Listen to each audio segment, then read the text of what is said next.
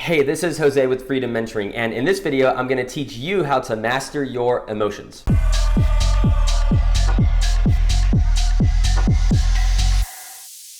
Before we jump into the video, go ahead and click that subscribe button down below to stay up to date with everything else that I put out, and also reach out to me if you have any questions. So, let's just crack right into this. Mastering your emotions is one of the most important things that you can do for your life right now. And most people won't ever get to this point in their life because it's tough. It's very, very tricky. The mind does tons of mental gymnastics to keep you where you're at. It isn't like getting out of your comfort zone, and your comfort zone is why you're not a master of your emotions, okay? It's a very uncomfortable thing because when you actually master yourself and you begin to cultivate a deeper relationship with the parts of you that are insecure and that have a lot of pain and that are attached to your traumas, you're going to feel those things in the moment, okay? So it's very uncomfortable to address whatever emotional issues that you're going through. Now, I specifically like to focus on the application of these things so that you can have more confidence in your life to attract higher quality relationships. And specifically, I like to talk about business relationships and then like personal and romantic relationships. I really firmly believe if you just had a lot more confidence in those two areas, it will literally change the way you think and feel about everything else in your life. It will literally change how you interact with the world in order for you to live a life of more success and fulfillment and joy and real gratitude and real self-love. So you can tell you're not a master of your emotions by a couple of things. Number one being you're not in control of your reality, right? If you feel like you're absolved of responsibility or that other people are to blame or the reason you don't have this abundance of wealth and great emotions and relationships and cool people all around you and awesome experiences, getting to have fun and travel and do all these cool things, and you think it's someone else's fault, I can tell you right now you're not a master of your emotions. And also, if you have negative mental patterns or if your insecurities are and your fears are your predominant state of mind, you're not a master of your emotions.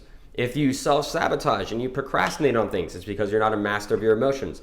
The reason people self-sabotage and procrastinate is because they're afraid to get out of their comfort zone. And what that means is a lot of times when you're taking action towards something worthwhile, whether it's like, again, a romantic relationship, right? You're pursuing someone or you're prospecting for new people to connect with on a deeper level that way, and it gets uncomfortable because you have to deal with rejection, or maybe it's like you don't really feel that great in the moment, so you don't actually walk up to people or walk up to that pretty girl at the bar or walk up to that guy that you're interested in, right?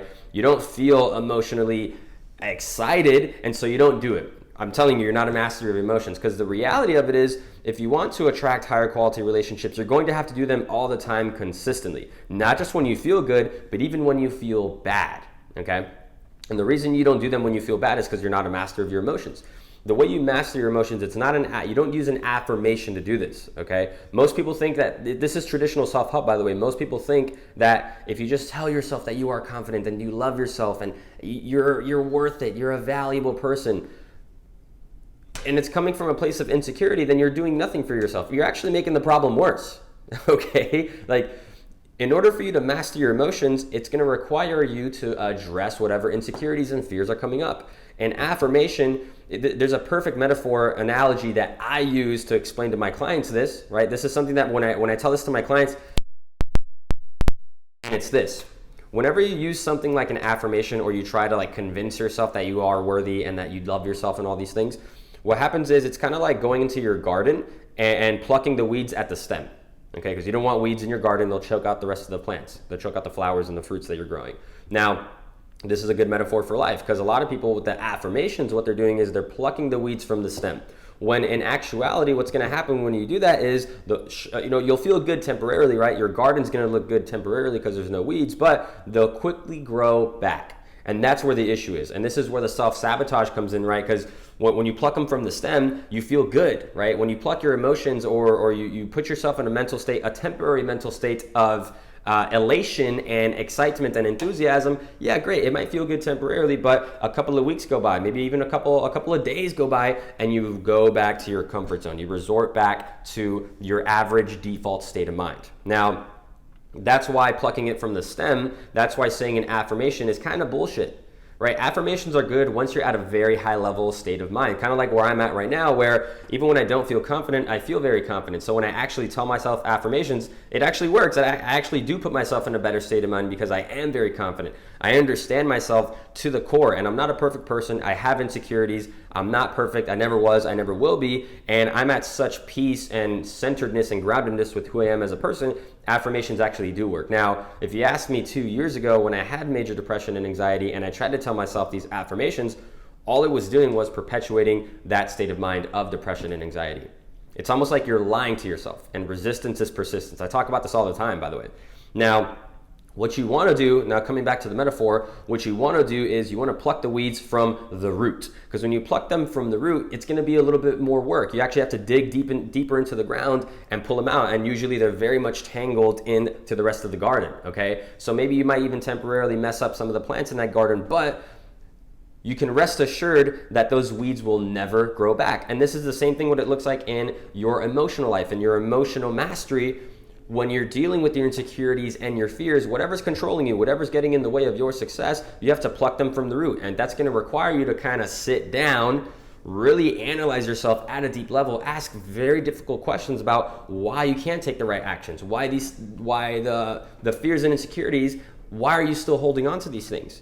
What is it that you're so attached or afraid of? What are you so attached to, and what are you so afraid of letting go? And if you can honestly answer these questions, and you'll know you're doing it right when the emotions come up and you're honestly answering them. When the emotions come up, you'll feel either kind of like what I did. I had major depression and anxiety, and I felt those things for a very long time. I felt them almost every single day, and in the moment, you feel like you're taking 10 steps backwards. This is the trick here. This is the tricky part, because this is the phase that people won't ever actually persist through when it comes to actually building emotional mastery and cultivating a deeper relationship with who you are. They don't persist because it's way too uncomfortable, okay? In those moments where my depression and anxiety were at its height, it was very uncomfortable. I was a lot of emotions coming up. I felt horrible about myself on a day-to-day basis. I ostracized myself from most of my friends. I isolated myself because I was in such a poor state of mind. I didn't want people to I was generally, at the time, people thought I was like a very positive type of person, and I didn't want them understanding the fact that I was going through depression and anxiety. In those moments, I was very insecure about it, okay? But because I was doing the work of plucking these things from the root, and I allowed myself to bring up these emotions, it allowed me to master myself, okay? And so nowadays, sometimes the weeds still come back, right? Sometimes I'll still feel depressed or anxious or something along those lines, but my garden is still fruitful, right? I still take action. I'm still very, very successful. Even when I'm not, I already said this earlier, even when I'm not confident, I am confident. I don't care how I feel on the inside. I'm such a master of my emotions that they don't affect you, okay? And that's really what emotional mastery is. You're a human. Let's face it, you're a human. Unless you don't have a soul, you are going to feel emotions at some point in your life.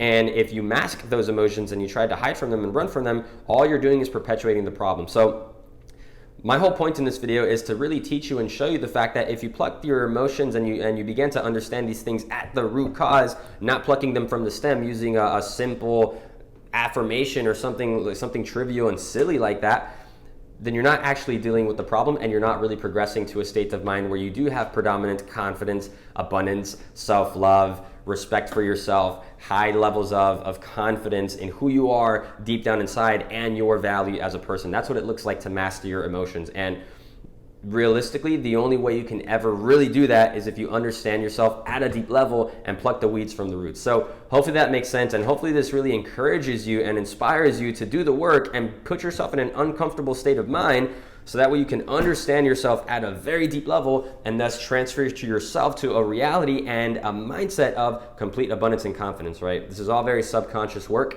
and it requires you to step up and get out of your comfort zone, okay? If it were easy, everyone would do it, but this is hard, okay? This is a difficult process, and if you allow yourself to do it, you will be greatly, greatly rewarded. So hopefully that makes sense. So that's it for me, guys. If any of this resonates, go ahead and share this with someone. Tell them to subscribe to the channel too. I'm sure a lot of your friends have these same questions, and ask me questions too. I love interacting with you guys. Go drop a comment on the video, subscribe to the channel, and look out for the next one, okay? Talk to you guys soon.